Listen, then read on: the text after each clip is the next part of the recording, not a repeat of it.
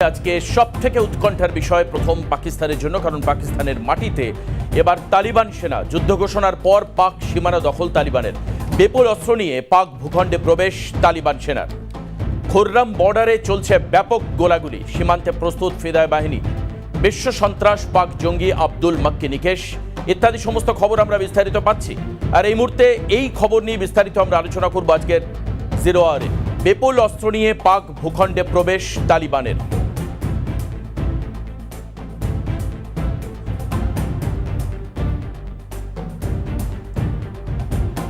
অন্যদিকে কি সতর্ক থাকছে ভারত?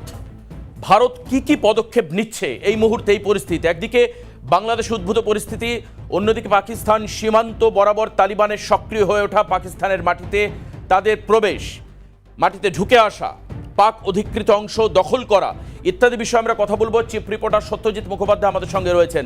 সত্যজিৎ, বিস্তারিত জানবো যে তালিবানিরা কিন্তু আবার সক্রিয় হচ্ছে এবং পাক মাটিতে যেতে আমরা জানতে পাচ্ছি যে পাক মাটিতে প্রবেশ করেছে তালিবান সেনা। এখন এই মুহূর্তে কি পরিস্থিতি? একদম, তুমি যে প্রশ্ন দ্বিতীয় ভাগে রাখছো যে ভারত কি প্রস্তুতি নিচ্ছে, আমরা সেটা আসছি।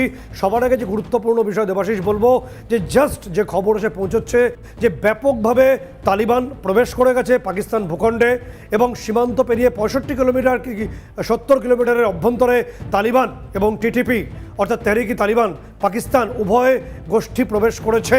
এবং যে সবথেকে বড় খবরটি এই মুহূর্তে আসছে যে আব্দুল মক্কি হলো জামাতুদ্দোয়ার একদম চিফ। এই আব্দুল মক্কি 26/11 মুম্বাই অ্যাটাকের অন্যতম অভিযুক্ত এবং নির্দিষ্টভাবে লস্করে তৈবার যে প্রধান হাফিজ সঈদের আত্মীয় আব্দুল মক্কি।